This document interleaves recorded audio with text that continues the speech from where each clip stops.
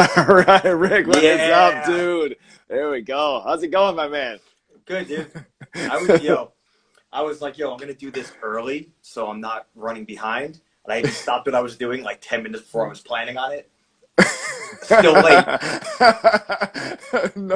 No worry, man. No worry. I once again appreciate it. As always, having you on here, but especially today, I'm stoked for. I'm so excited. Let's start out. We're talking Extinction A.D, my man. We're going to be leading up to the brand new record, but early on, from days with American Ice Age, This Is Hell, transitioning into what was that first riff that you ended up bringing toward, this being this new project? Uh, so, dude, I know we've spoke so many times before, and I know I just start going, and like an hour goes by. It's like, hey, you just rambled. So much stuff. I'm not really sure what we touched upon. Sure. I'm going to try to be succinct as possible today because I know you have a lot of stuff to get to.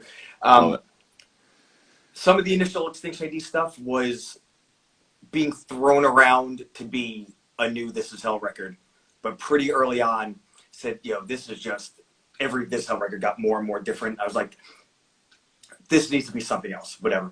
So the first few songs that were released for Extinction A.D, like Angry Blood, To Exist in Purgatory,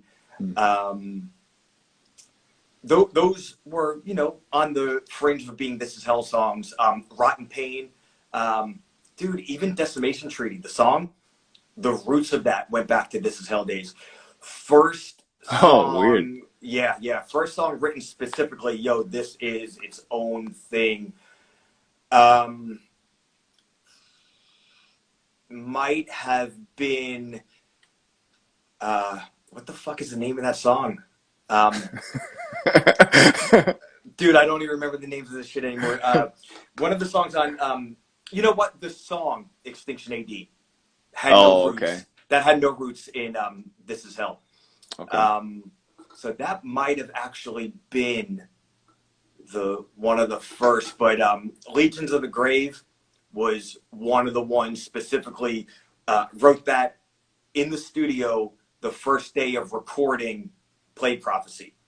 As if spending 8 Weird. hours Okay. playing guitar and playing drums and singing shit, as if spending 8 hours of 4 days straight in the studio wasn't enough. We're about to go to bed. I'm like, check out this riff. Legions of the Grave and Secret Worlds, Black Omen, and Crisis Indefinite. Hey, let me just name 1,000 songs. There you go. But yeah, I mean, to go the opposite way, like I said, Rotten Pain had roots in This Is Hell. The first 2 demo songs obviously did. Did I ever tell you the story about Doomsday Clock? I don't think so. No. Okay, so I used to do this thing because I'm like always looking for ways to make money that aren't like a regular job. Back then, I'm more of a pseudo adult now instead of just like an actual overgrown teenager. So I used to fuck around and do cover songs just for fun. Like I had a sound. I think I still have a SoundCloud up with like old shit. So people are like, oh, this is fun. That's fun because I was putting like my take on covers. So I was like, what if I charge people? Hey, you tell me any song you want me to cover, and like for $35 I'll do it.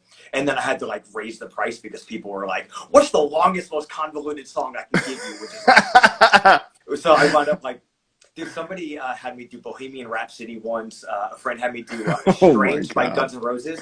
So it turned out like, oh cool, for $45 to do this, I made $5 an hour or whatever. So anyway, one of my friends had me do an NSYNC song. And I was like, how the fuck am I doing it just to be a dick? Yeah. So I was like, how am I going to do this? So I changed it tremendously. And the initial roots of Doomsday Clock started from that. So I changed the lyrics from one thing to another thing. So it sounded nothing like it. I was like, I'm going to take like a Slayer approach. And then I was like, this is so different. I'm going to change it a little more and make it my own song. But it still didn't fit even into what This Is Hell was doing. And then once Extinction started, I was like, I'm going to go through like a 4th draft. So Doomsday Clock has its roots in a fucking NSYNC song. Like what the...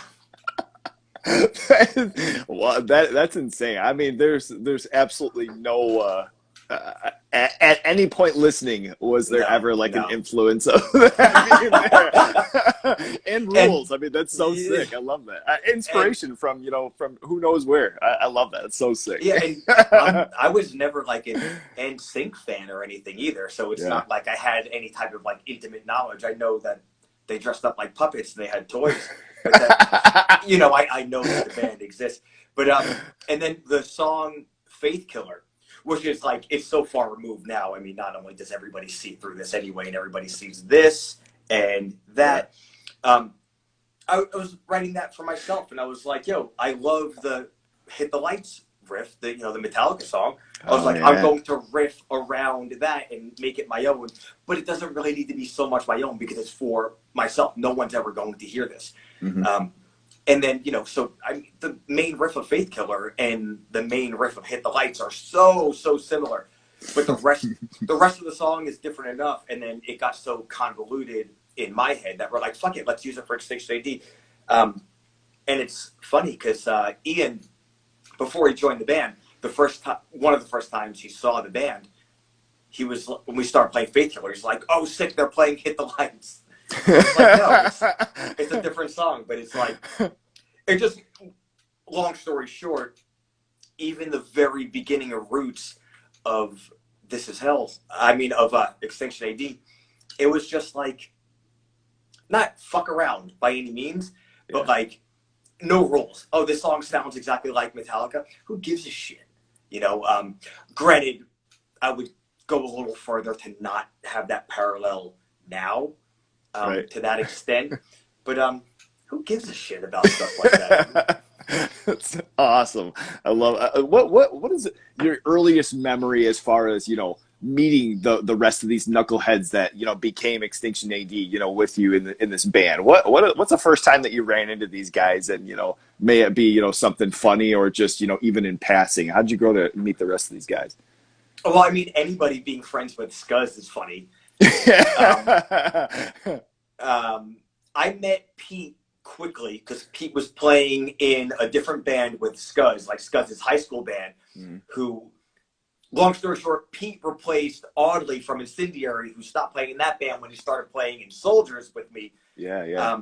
So it just goes round and round and round. This Is Hell needs a new bass player, and dude, we just always joke with Scuzz. He just commented, he's not even there, and I'm still making jokes. I mean, every music scene, but especially Long Island, so incestuous. So Sure. Scuzz brought Pete into his high school band, Last Conviction. Scuzz started playing in this band, Endwell, and Pete wound up joining Endwell. That might have been reversed. I don't remember exactly. Mm-hmm. No, Scuzz was in Endwell first, and we had toured with Endwell with This Is Hell before Pete was in the band, I think.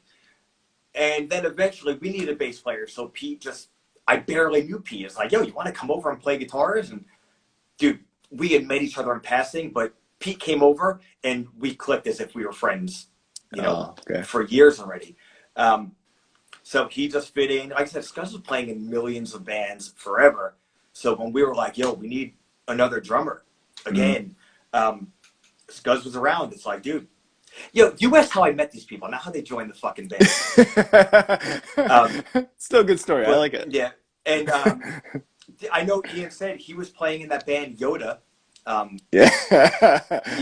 You only die a lot. And sick. it was like his joke band, and I thought that was his best band. So I saw him in that band. I was like, yo, this guitar player shreds. And we had inklings that our guitar player at the time wasn't going to work out. Great guitar player, great dude, just not really the right fit musically and even as a band-wise, personality-wise. So as soon as we knew that kind of wasn't going to work, I was like, yo, I know this other dude very loosely. Like, he's also a crazy person. He's better than all of us. I'm going to see if he wants to hang out. Same thing. As soon as Ian came into the fray, it was as if kind of we've known him forever. He just fit in quickly. I mean, there's a very specific type of like Extinction AD mental thing where like you fully can be like a regular person, but like you're not. You're like off the rails. And Ian fits in perfectly there. And, like you spoke to Tom. I've known Tom since 2000, 2001, when we were playing in our first bands, when he was playing guitar and bass in his old bands from way out east. I was playing drums and guitar, and my bands from middle east of the Middle East, from the middle of Long Island. Yeah. Same thing, man. Tom is like the same type of freak as I am and everyone else. So this isn't something I recognized then, but I recognize now. Even within our specific groups then, it made so much sense for us to eventually come together and just like form this Voltron of like freakness. And then we played in Ice Age together for years, but quickly Tom had moved over to bass in This Is Hell, and Pete would move over to second guitar, just like, hey, wouldn't this be fun? Let's like go on a European tour, an Australian tour, and have 5 of us instead of 4 of us. So, it makes perfect sense. It's like 4. Let's include Pete and even Travis in the band now. So even though there's 4 guys in the band, there's, 6 of us. And it's like 6 assholes that like, we could do math and we could logic and we could read, but we're all like dumb as hell and have this similar type of, like pseudo adversarial relationship, which is like so fun. Anybody is like, can be the target at any moment, but it's like, it's all out of good fun too. Yeah. Good time. Yeah. But the difference is, instead of like, oh, we rag on each other and then like, until it's like, no, you push until someone's like, yo, I understand that we joke around, but I'm like actually upset. And then you like pile on a little bit more. And then it's like, come on, that we're just fucking around. Instead of being like, no, I understand, but it's a little much. Then they go right back at you like that much. Right. Oh man, I love. So you mentioned even like Decimation Tree. That was something that like early, had earlier roots as well. Like with these first couple of records, like what are like with your first album coming out, you have Faith Killer. What was like earlier tracks that were written for that album, that were something that were specifically written at the time? Black Omen was. Oh, okay. If I remember correctly, Pete wrote, if not all of that, almost all of that. I'm pretty sure Pete wrote almost all of that song. Okay. Musically. What's the second song of that record? Civil Execution. Yeah. Civil Okay. Execution. Yeah, that was written specifically for that. Which is that song is cool, man. I forgot about that song. Like I would never write something like So that. sick. I wouldn't even think of it. What about Instruments of Death? I bring that up all the time. Just for that record, Pete wrote essentially that entire song, and then I tacked on the ending, if memory serves, and just made this like fucking juggernaut of a song. That's the song from that album that's like lasted the longest. We just started not playing that song for the first time, I think, in the band's career, where we decided, let's play only new stuff for a while. We've been playing that song since almost day one, that's what you were saying. It's crazy. The first year and a half, we probably didn't play that song, and that's it. First year and a half, we didn't really play that many shows either. Okay. Yeah, but that song was, I think, as soon as we finished that song, like, that's the one that's gonna, I don't want to say carry the record. I don't think we ever thought in those terms. I still don't think in those terms. If you have, in my opinion, if you have to think of a record in that terms, you don't have a good record. You don't need to be releasing that thing. Yeah. For real. I always feel like, we tend to do 10-song records. Every time we're writing a song, the last song, like, we thought we had 5 good songs prior. This is the one. I want to feel like that up until the 10th song. Then once it's all recorded, you kind of like, all right, well, maybe the 6th song that we wrote is going to be the first single. But it's very rare that we put out a record that, at least at the time, I don't feel like every song is like banger central, that makes me feel like uncomfortable. Like, why would you put filler on a record? If you have to put filler on a record, like, just keep writing. And dude, I've never understood we did that. We did that with Culture of Violence almost by accident. We recorded, I'm sure we'll get into this, so I'll say it quick. We recorded 10 songs March 2020. Had to take a break because of the pandemic and getting dropped from a label and yada yada. By the time we went back in, we're like, yo, we have 3 new songs. Let's ditch 3 songs that now, in comparison to 3 new ones we had, felt like not filler, but not as good, or not really, you know, as cohesive of an album. So it's like, yo, you have 8 days to finish this record, like fucking done. Like, oh, cool, we'll just go in and scrap 3 songs and record 3 new songs on top of finishing a record. That means reamping guitars, reamping bass, mixing everything, putting all the vocals in there. Like, on top of that, let's record 3 new songs on drums, more guitars, more vocals, whatever. What were the 3 that you ended up adding then? Mastic, Culture of Violence, and National Disaster. Yo, am I screaming? I'm like loaded. I'm loaded on caffeine right now. So I feel like I'm like no. You're good. I mean, I can't hear it, so I mean, it seems fine. But damn, wow. So those 3 tracks. I mean, honestly, like, talking to all of you guys, those are all like my favorite songs on the album. Yeah. So that's pretty insane that they weren't even initially on the album then. So did you just? Yeah. Were there were 3 other tracks that were on there too that you just ended up setting aside for, you know, like further, but those were ones that you felt like that stuck with it and you ended up putting those in I mean, not last minute, but I mean, ended up refilling. It kind of was last minute, man. I think whoa, that's insane. We had signed with Unique Leader in I don't know, July, August, September, something. We signed with Unique Leader at some point. And we signed on for a full length. We used the EP, Chaos, Collusion, Carnage, Propaganda, as like a demo. And they're like, yo, this fucking shreds. Do you want to just put this out as an EP also? I said, dude, you know what would be so sick if somebody paid us back for all this money that we put into something so talented. So, no, I don't want that, actually. Thanks, though. Yeah. And we were really happy with that. And the thing is, we wrote those songs remotely and recorded those songs remotely through the pandemic. And we're like, yo, some of these songs are better than some of the songs we recorded for Culture. I think we could do a little better and almost more that style. So we're like, yo, you want to write some more shit?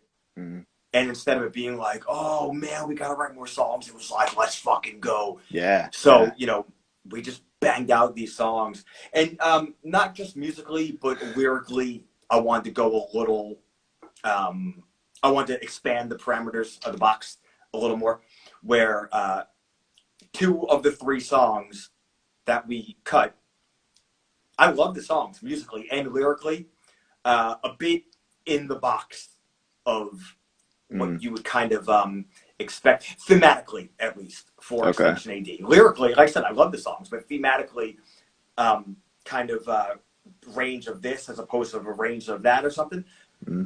And the 3rd song was another instrumental, which I fucking love. I think my opinion, I don't want to say, oh my God, it makes Decimation Treaty look like a welfare case, which is a Coming to America joke. It doesn't even make sense. But it's taking the idea of the way we formatted the instrumental of Decimation Treaty and really kind of like, hey, you think that's cool? Like, here's that with like a fucking, sick. You know, like a rocket on its back. But dang. Once we thought of the idea, like, we could scrap this and scrap this and scrap that and use it for later, or maybe rework it. The instrumental kind of felt like a Culture of Violence is a barrage from first note to the end, musically and lyrically. Would the instrumental, the newer instrumental, have fit musically? Yes. Lyrically, obviously not, because there's no fucking lyrics on it. Would it have been a little bit of a dip of the barrage that the album is? Yes, absolutely. Okay. We said, you know what? We don't need to have this instrumental on. We could save it. So we figured, let's keep this barrage going. You know, between those 3 songs, we cut like almost 15 minutes of music. Now, between the 3 songs we added, I think all in all, it's like 8.5 minutes of music, maybe 9. Like, yo, let's keep this more the way we've been going. You know, we've always been kind of like, in my opinion, like a fucking train engine with a lot of fucking cargo behind it. So we can continue to do that, or for this album, you know, it's kind of more some type of like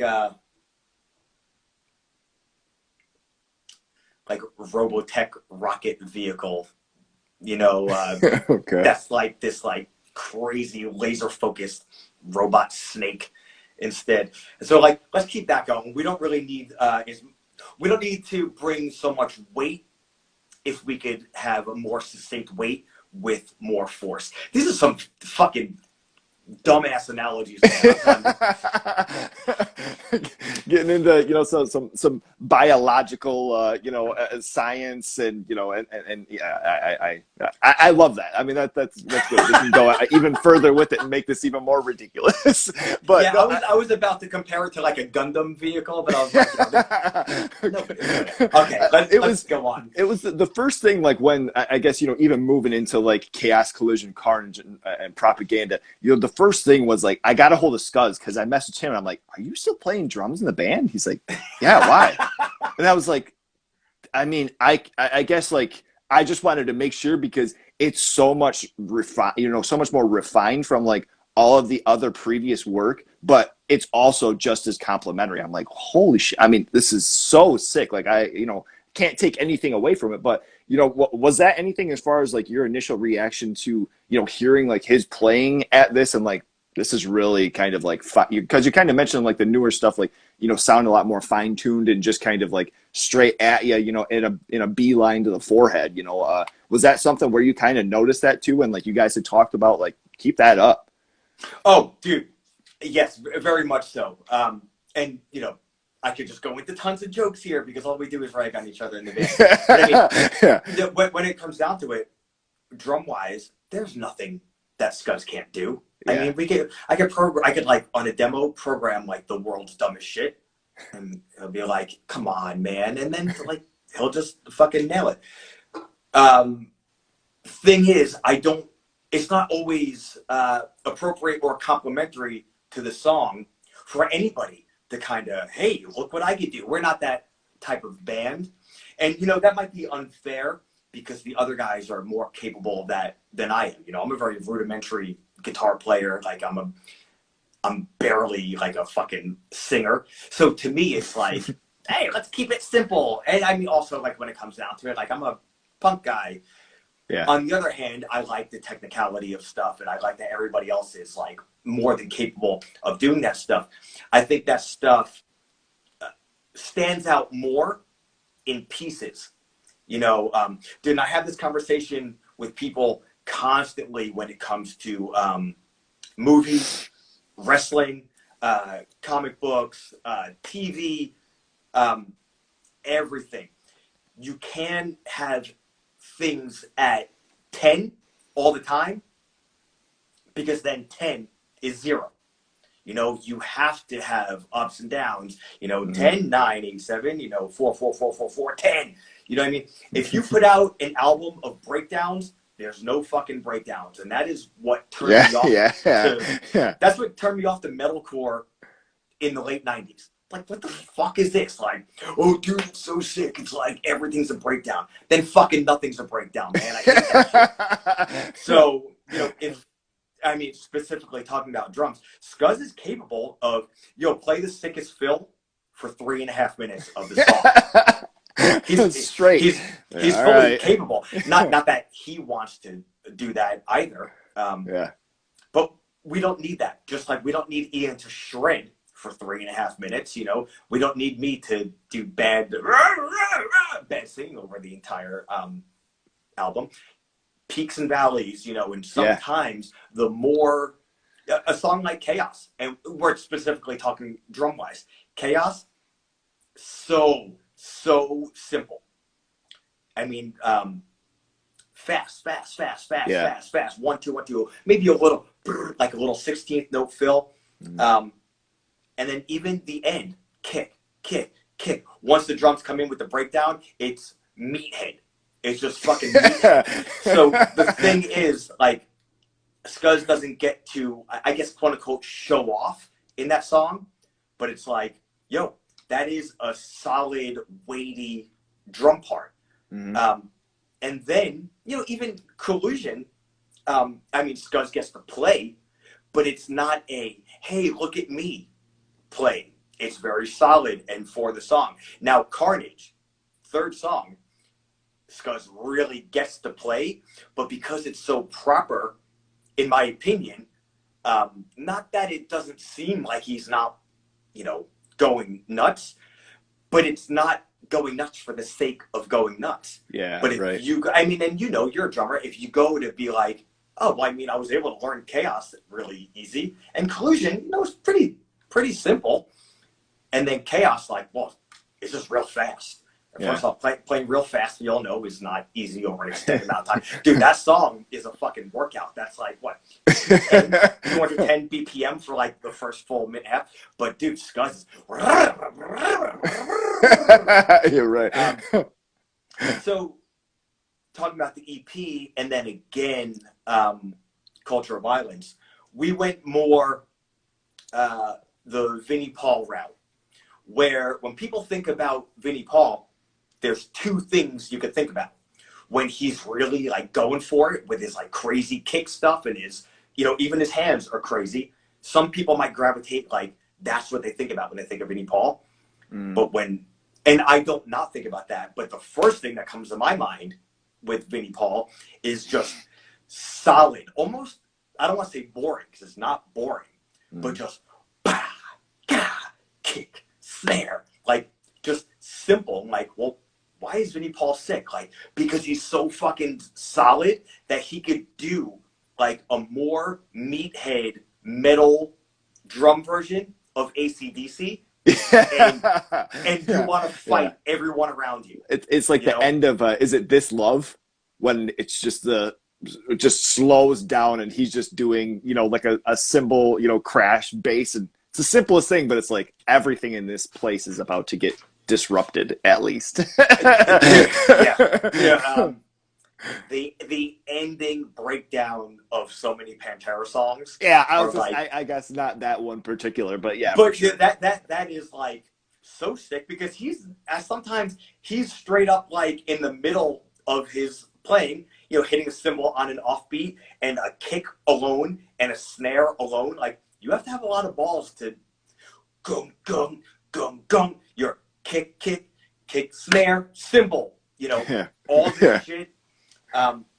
So within reason, we tried to channel that a little more.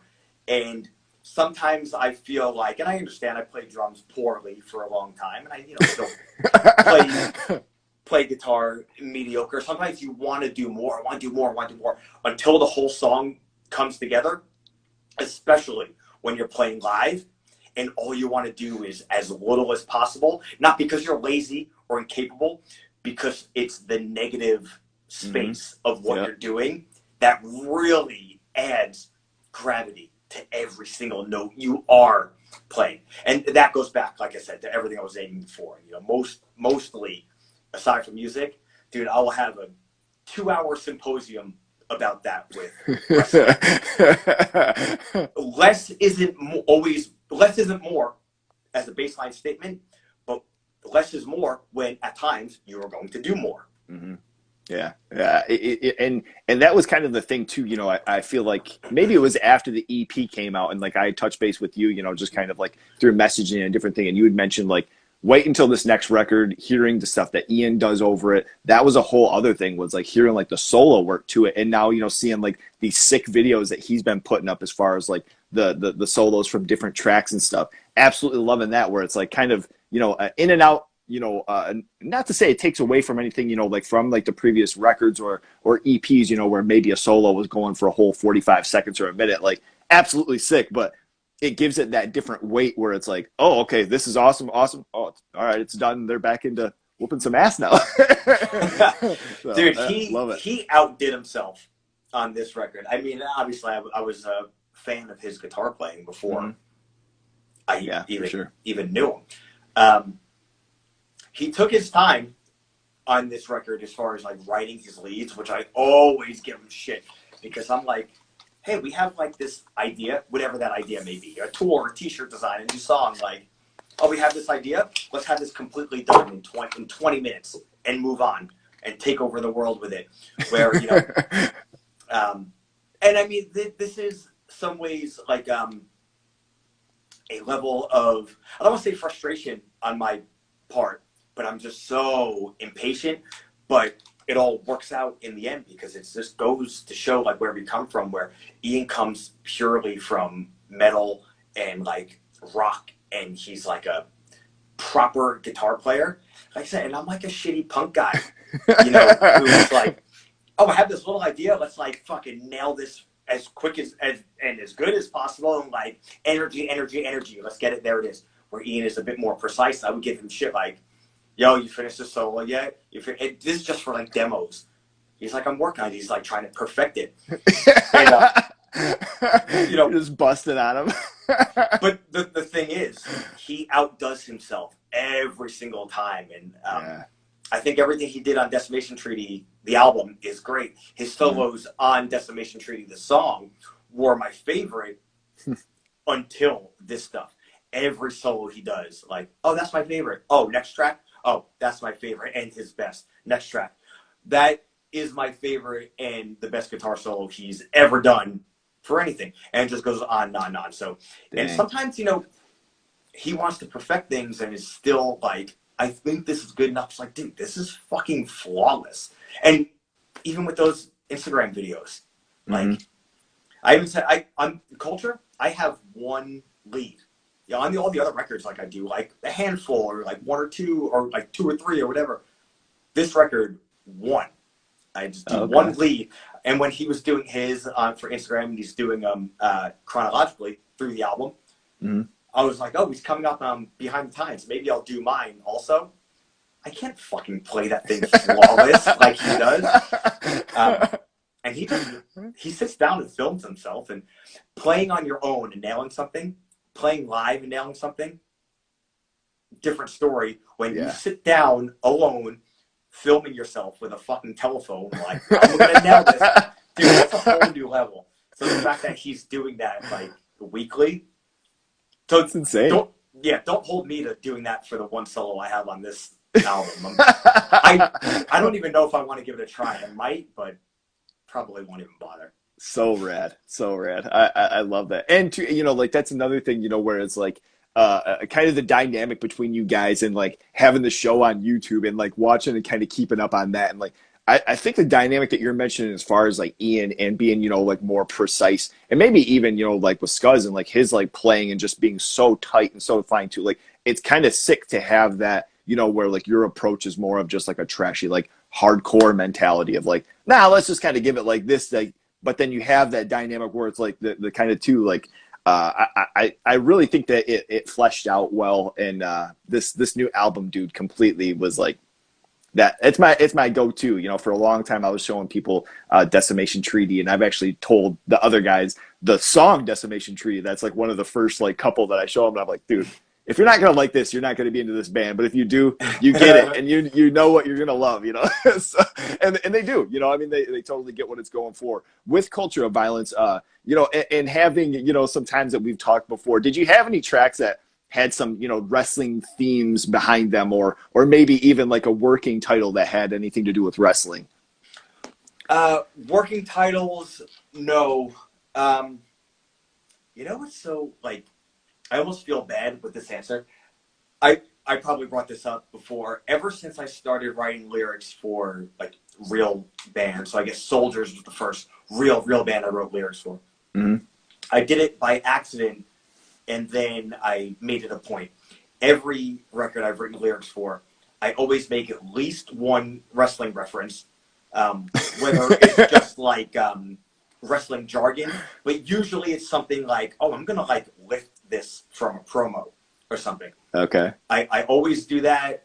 I always do that with Star Trek, which is like, I know it's so fucking geeky, but there's no album since 2007 that I've written lyrics for that doesn't have a line like either lifted or twisted from some type of Star Trek thing or wrestling.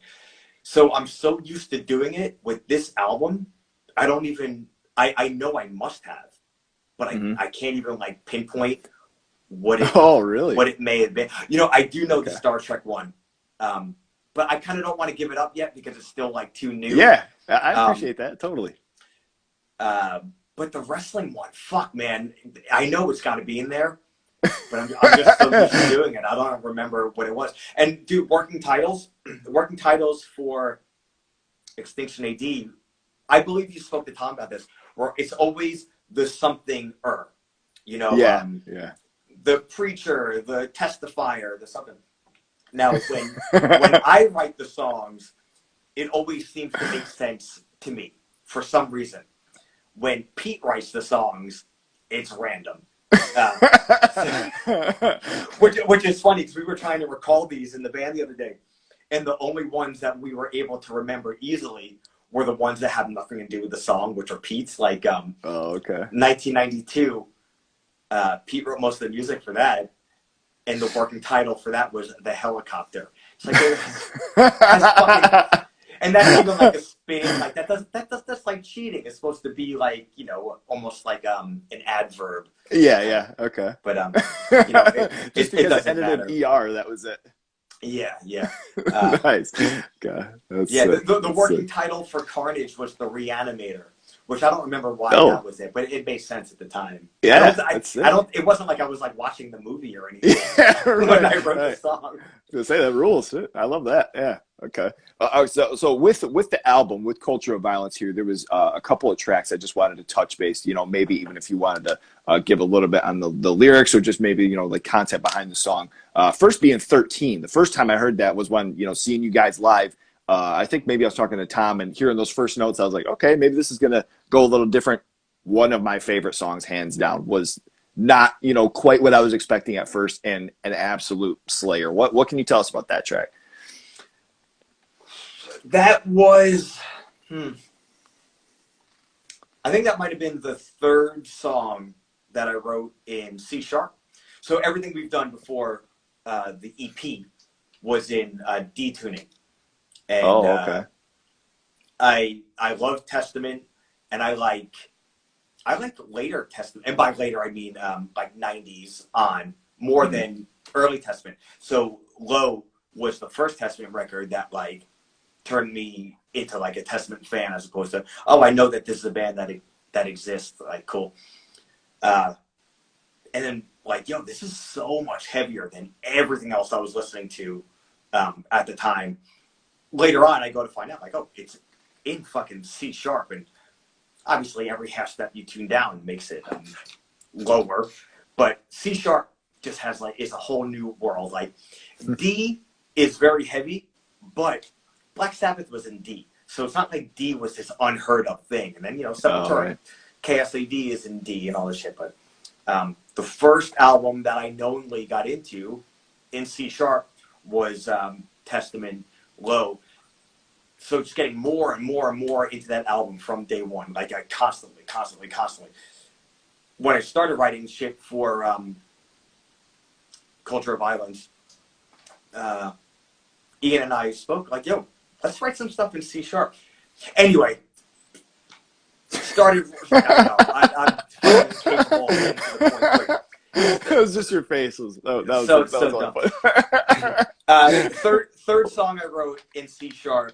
Also wanting consciously, one conscious thing I did with culture. I was like, I need to stop writing every song 191 beats per minute, 200, Oh, 210. okay. Like I and not just because like, oh, everything's starting to feel the same. Like I'm like getting bored. Like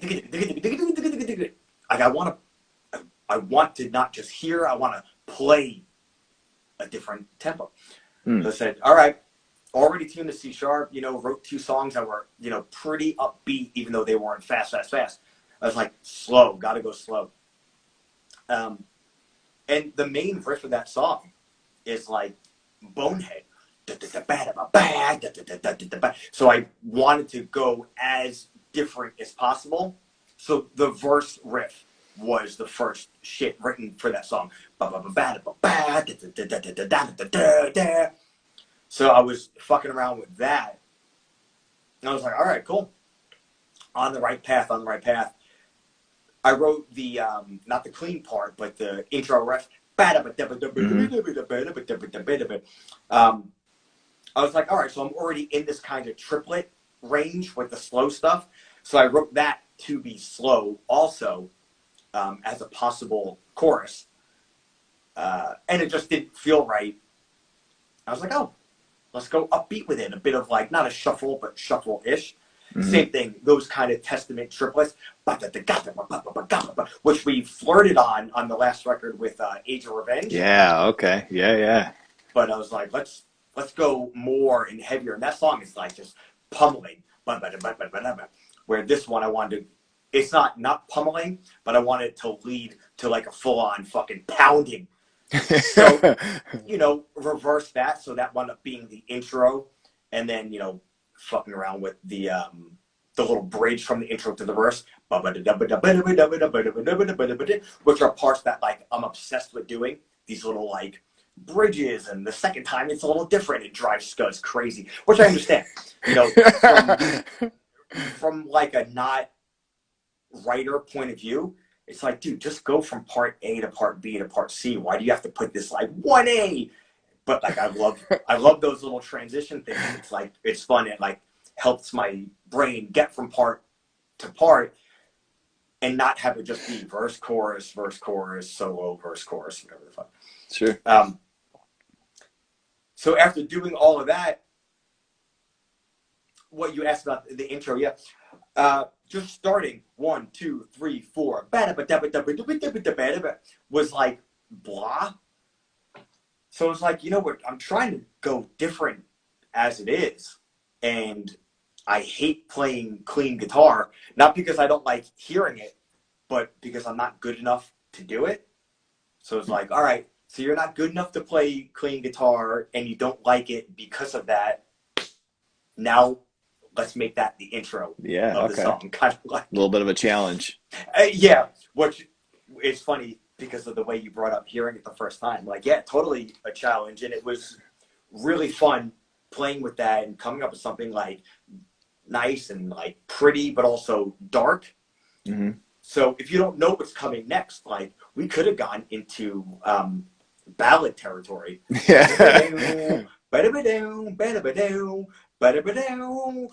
could have almost went like Mr. Big style, or even just like 80s white stick, like. Let me say, I'm glad that you didn't. But the swell and going into that triplet pummeling, knowing we're about to get into that fucking like fist fight of a verse, was really fun. And once those 3 elements were there, clean, intro, little bridge, verse, the rest of that song wrote itself like barely more than like playing like, oh, let me tweak this, that, and other thing. So it wasn't like, oh, I just played it like a movie. We got together in the room and just started playing, and then we it wasn't that, because I was on a couch alone. But seriously, after those 3 parts were together, 20 minutes, the rest of that song was written, kind of wrote itself. From the beginning, like the track was sick. I was already loving what I was hearing. It was like, kind of like a first time experience with it. But toward the end when everything is dropping down to like the halftime and the drums is playing like the ride, like, you know, with everything else kind of pretty much simple. That was where I was like, oh boy, this is it right here. Yeah, that part was so sick. Oh my god. And it sounds great on the record too. A thing I love, which is just so obvious if you know the record, which I try to, if I know I'm doing it over and over again, try to throw little individualistic things to make it different, but like, you know, ins and out throughout the song, but leading towards, well, where's like the fucking murder riff coming? And it's like, most likely it's at the end. So it just kind of like, even if it is like up and down, you know, the end is going to wind up being like where someone's getting bloody. Yes. Yes. And, you know, with that song, it's just a variation on riffs you've heard throughout the rest of the song. Mm-hmm. But add a little guitar harmony over it, add like a halftime drums, but with the ride doing the triplets in the 16ths or the 12ths or whatever the fuck, but the bass in and out. So like every little bit of different elements added to it makes it this whole entire new thing. And it's kind of like since the Year and a Half in the Life of Metallica documentary came out in '92, not just like, oh, I love Metallica, so I like watching that. Every little thing Bob Rock says as far as producing, sponge. That shit has stuck with me. And I think he's always been obsessed with is dynamics within a song. And dude, that is like, if you don't have dynamics in a song, you have riffs. And dude, some of these other bands, sometimes you don't even have riffs. Like you have a fucking chug. Shade. Just fucking the shade. Dude, dynamics is important. And you could use dynamics in a song to turn 3 riffs into a 3.5-minute song where it feels like you are hearing 10. If somebody has to sit down and learn how to play that song on guitar, dude, there's only like fucking 3.5 parts to that song. But if you listen to it, it's like, oh, another riff. Yo, that's a little different. Huh, and you weird. You know, and it's just the ins and outs. Maybe a little note here and there, but so sick. Yeah, and I think it's something too where like you have enough going on to where like may it be the drums or like maybe the vocal melodies that you have, you know, on this record too, where there's different times. I know you've mentioned where it's like you've had things stacked in different, you know, like has you know was pretty solid. You know, but I think there's enough other things going on to where like mentioning where maybe it was only 2 or 3 parts to a track, but then you go and you listen to it and it's like, oh, well, it all sounds brand new. Like, I don't think I even heard this part yet. This is sick. Thank God this happened. Dude, I'm so glad you brought that up. And I'm also, I guess I like, I don't want to say it like rubs my ego a bit. I don't want to say that. But I'm just so appreciative whenever anybody even comes close to paying attention to not just the lyrics, but vocally. Because, dude, I busted my ass on this record vocally. Because I don't think I'm a good singer, even though I enjoy doing it. I mean, I could scream a bit, which is great. But I like to do that kind of tonal bullshit, which I know isn't singing, but to me it's singing. Right. I enjoy doing it. It's really, really difficult, and I put a lot of time and effort into writing not just the lyrics, but vocal melodies, and then trying to execute this shit. And 13, to me, is my, holy shit, I never thought I'd be able to do this. Where, you know, there's lots of screaming, but I knew, yo, I need to just bring it more than just, blah, blah. Like, I want to go lower. You know, I don't want to go death metal low. I'm incapable. I don't want to do that, but I want to get more girth to it. I want to get more Chuck Billy low. Okay. Dude, yeah. Dude, there's 2 singers in metal history that I think are just like head and shoulders above everybody else. And I know that that's saying a lot. I know that like there's so many people that are just under them.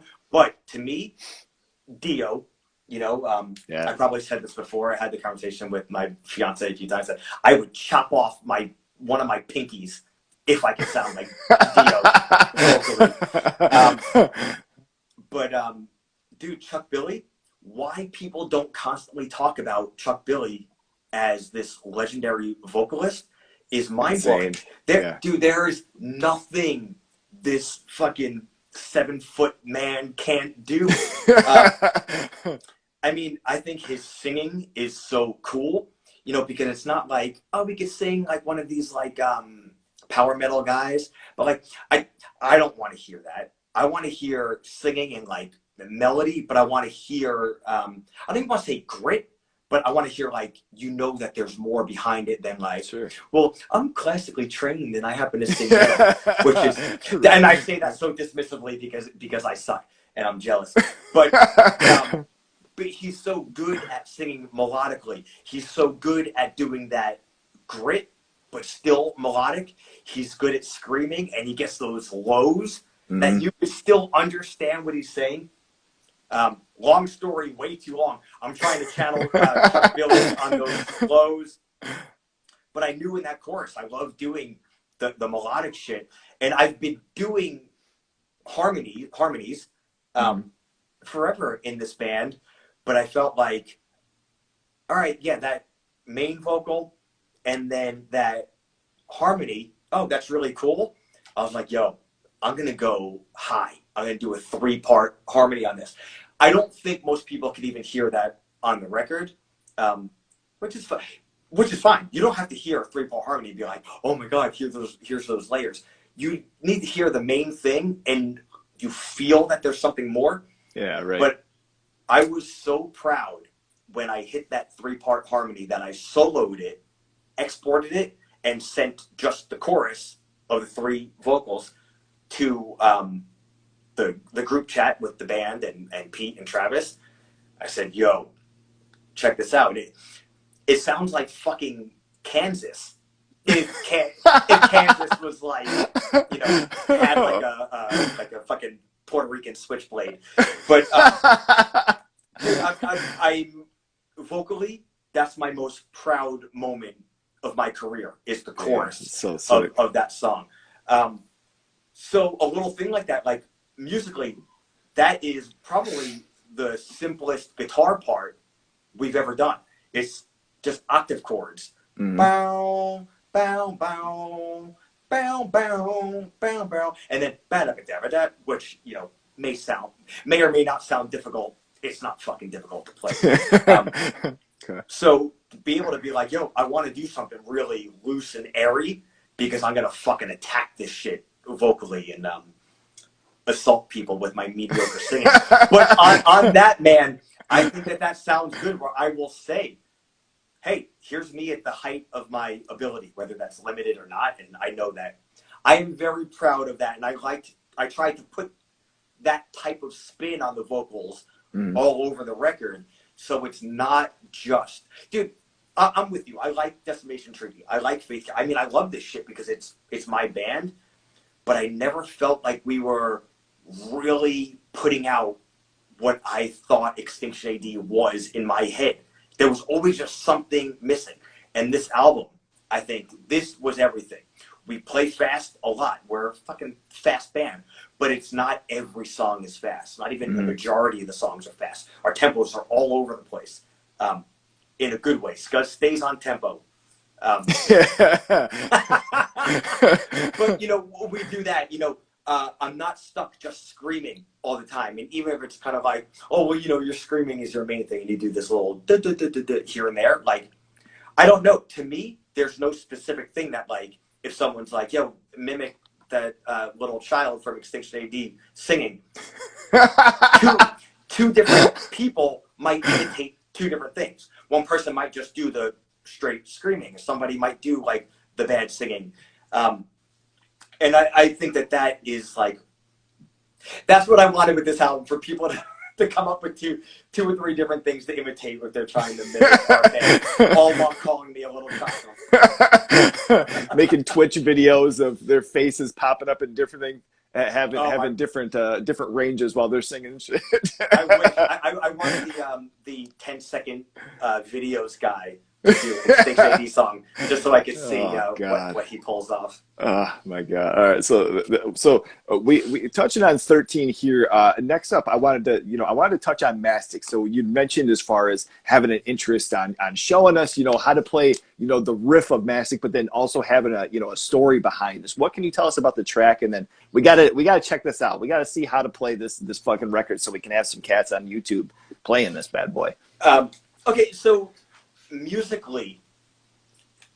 All right, yeah, I won't even go into it lyrically. Musically, I had written a little, 20-second jingle or whatever the fuck for Ryan Rainbow's podcast, Meet Me. Oh, yeah, podcast. Okay, yeah. So, we do the Stiff Shots podcast. It's been a while since we've done it, but we were doing that constantly. Pandemic hit, I started doing my podcast for a little while, and he was like, yo, I actually want to do my own podcast.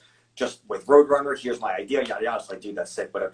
He's like, do you think you could write me like an intro thing real quick? And this was while I was recording the guitar for Cultural Revival. So I took like a month and a half, like 2 months to record that on my own because nothing else was happening in the world because everybody was sick. So I was like, I have everything set up, which I usually do anyway. So I was like, what, do you have anything in mind? He's like, no, just something for a Roadrunner show. Like, all right, cool. So I took a guitar. I was like, yo, I want to write something that kind of sounds like. So we started the show documenting 93 Roadrunner and beyond. I was like, I'm going to write a little 90s Roadrunner-ish riff. So I just banged something out real quick. That was like, it kind of sounds like Machine Head. Oh, okay. He's like, all right, sick. So I was like, yo, I love this. I was like, I might use this as like a branching off point for an Extinction song later on. He's like, you wrote it. Do whatever the fuck you want with it. I was like, all right, cool. So I sat with it for a while. Finished recording the record. We went on to writing for the EP. And I messed with it a little more. Didn't finish it, so we didn't use it for the EP, obviously. After the EP, and we decided, yo, let's do 3 more songs. Let's scrap these ones, whatever. I was like, yo, this is gonna fit right here. And Ian was like, dude, we can't use that. It sounds like a fucking Machine Head ripoff. I was like, dude, foresight. I'm going to mess with it so it doesn't sound like. And it's not that he was wrong. It was the intro that I wrote for Ryan was the Machine Head equivalent of the song Faith Killer to Hit the Lights. Okay. Maybe a like little ode. Yeah. Hit the Lights, Faith Killer is a little more on the nose, but this still was. It was like, if not a specific song, like, this sounded like you tried to write 90s Machine Head. All right, I'm going to mess with it. Like, I have a fucking idea. Come on. Yeah. He's like, oh, whatever. And Ian, this is true if you're watching this shit. So I'm coming up with ideas. Like every day, I'm like walking my dog, and I'm just going over this, thinking, and I waited until I had redone the entire thing in my head before I sat down with a guitar, because what I wanted to do was sit down with the guitar as if I knew the song already and just play it once and like, there it is. So finally, once I nailed it, I went back into my computer program, reprogrammed the drums to what I had in my head, sat down my guitar, pressed record, and played it. And I was like, there it is. Oh, no way. Yeah. So damn. I did that, and I was like, finally, because this was like overthinking this for like a fucking month and a half at this point. So I finally did it, and I was like, dude, that's it. Then I did more after that, and that wasn't working out. So I was like, yo, I've had this riff now for like a week that I fixed, and it's great, and I can't figure out anything else. So I sent it to Pete, and Pete is like the fucking riff wizard. And me, Pete, and Tom, Pete, and I had this in her head, like, what can we do? What can we do? Pete's like, give me a minute. I don't know if that's exactly what he said, but he was working on it. He's like, hey, check this out. And he sent me a video of like a version of the verse riff. And I was like, oh. I was like, it's the side of my nose with a guitar pick.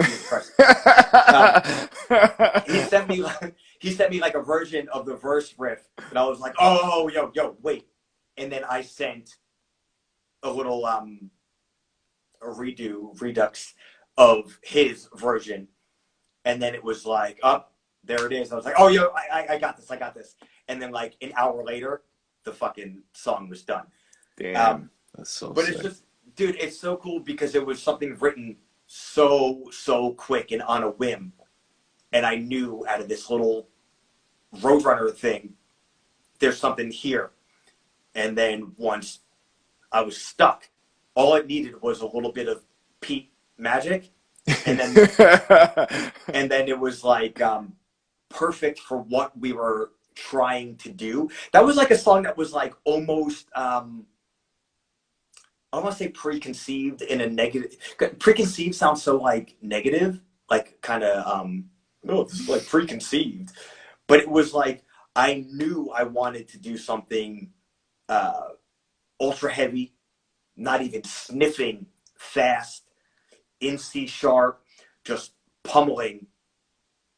And, you know, in a matter of speaking, because it was the basis, something that would fit in with that 90s Roadrunner type of sound, but knowing it almost doesn't matter what we do musically. Once Scuzz's drums go over it, you know, Ian's lead goes over it, my stupid vocals go over it, and just kind of like Tom's energy and like heft, it's going to sound like us. It's like so unmistakable.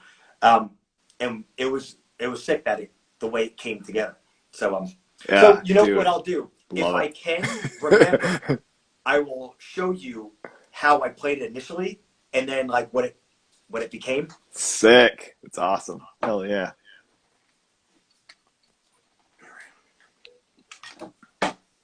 And this will also become one of those things where, like I said before, where you put the camera on, yeah, and then all of a sudden you don't know how to play guitar. Right. You let me. Can you hear this shit? Yeah. Do you want a little louder? How about? Yep. Yeah, it's just a little shitty computer plug-in. Yeah, that's cool. Hell yeah. Here we go. So sick. Professional setup here. So if memory serves, which you can hear the old version still as the intro to the Meet Me podcast. Yeah, okay. But initially, it's crazy. It was like I said, I'm not positive this is dead on, but this is what it was. It was just so like that type of machine head squeal and hammer on. But yeah. Jesus, I can't play guitar.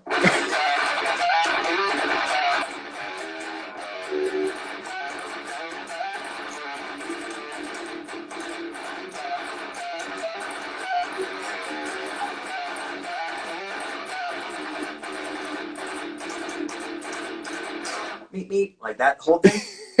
Okay. So even initially, I was going to add a bit more of a, but you know, it has those pauses. The ba-da-ba-dum, ba-da-ba-da-ba-dum, ba-da-bum. It was way more machine that we changed the pauses, but I don't remember what it was as opposed to what it is now. I had the same riff with like a double kick, but I was like, oh, that would be kind of cool. But then the more I listened to it, I was like, yeah, it's not right. It's bland. So I was thinking, how can I make it different? And I wanted to get rid of the those kind of squeal hammer-ons, because even though it's all good and fun to play, I would never really do something like that with Extinction. And I was like, what it needs is more heft and more weight and more that kind of like, I used to say we had that like a live energy, which is kind of like almost fight style, you know, less precise and more punch. So I almost put that into the way I played, where if I'm doing these hammer-ons, like little jabs, as opposed to how I changed it with the big fat chords, which is like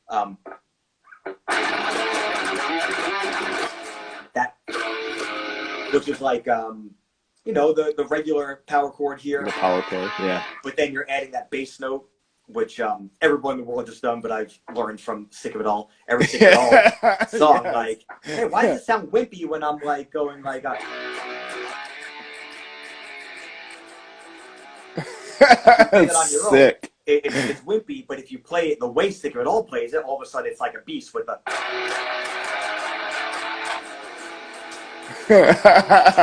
That's awesome, dude. So I'll always add that. So adding the, and then changing the bam, making that with the octave chord. So.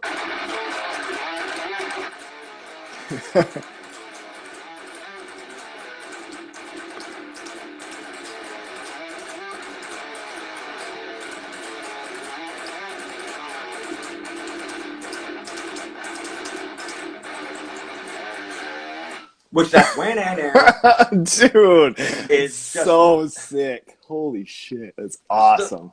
The little transitions, and we even had the all those pauses, and then it was I think it was like a collaborative between Scuzz and Tom when we were learning the song to kind of Sepultura it a bit instead of everything being precise, kind of the pounds,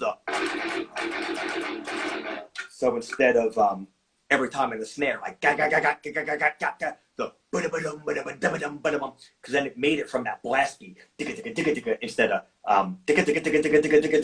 yeah, okay. You know, kind of that halftime, and then blast right into it.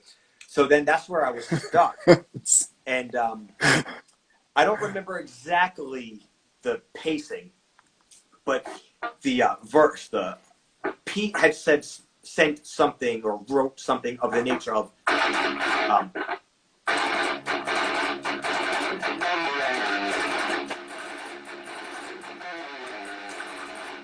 know, something a bit more upbeat, which I think he was even had it halftime in his head, but it came across upbeat.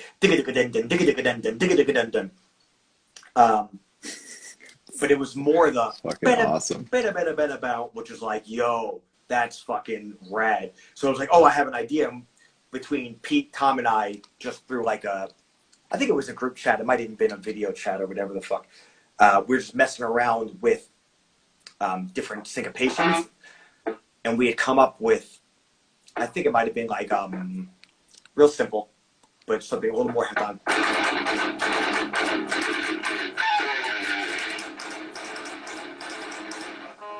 And then we brought that to practice, and the same thing when we were all collaborating on it. Ian came up with the exact. I don't even remember how to play it now. That's right.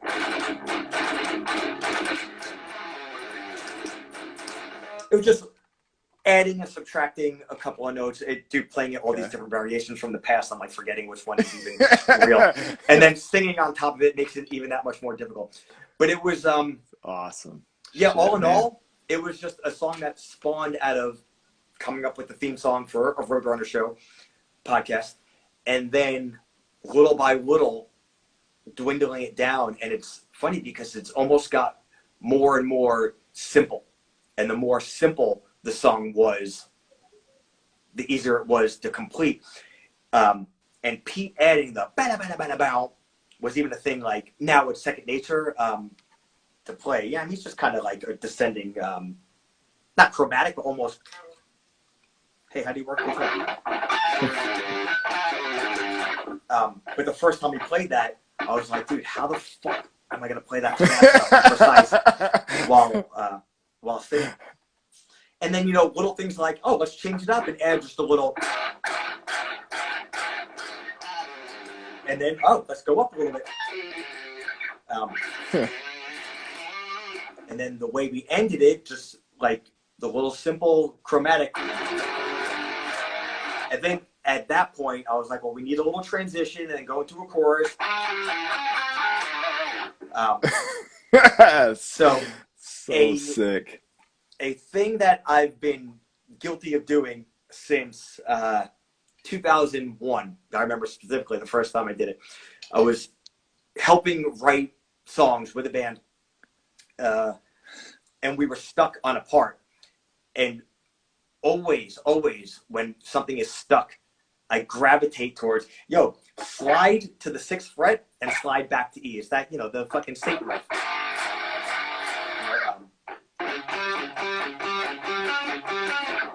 You see my face, I don't see my guitar.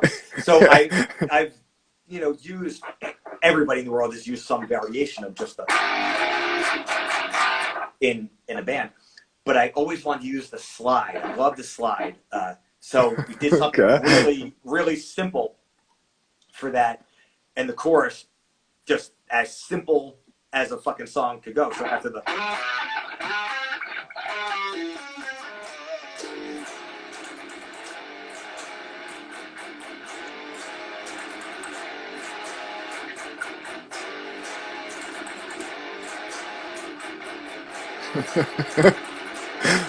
So silly. So the chorus is like the most meathead, simple thing in the world.